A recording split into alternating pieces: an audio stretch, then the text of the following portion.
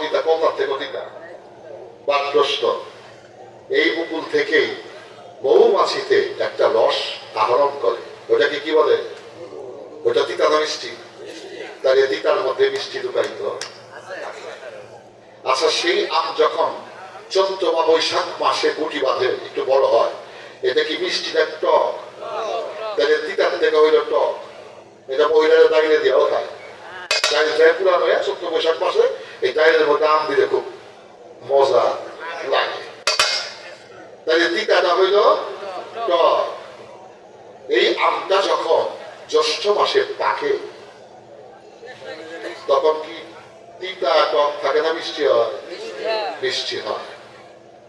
বলতে পারেন এই তিতাটা টক হইল কিভাবে, টকটা মিষ্টি হইল কেমন? এটা কি জানেন? বললেই বুঝতে পারবেন।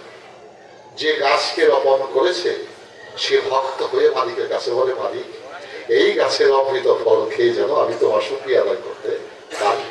ভক্তের বাসনা পূর্ণ করতে ওই তিতা আমের মুকুল থেকে হয় টক ফল। ভক্তের ভক্তির কারণে সেই টক ফলটা মিষ্টি হয়ে যায়। তাই আমার গান এলো, গুরুর নামে বিশ্বাস রেখে মন তুমি গুরুর নামে বিশ্বাস রেখে চল। এবার একটি গান।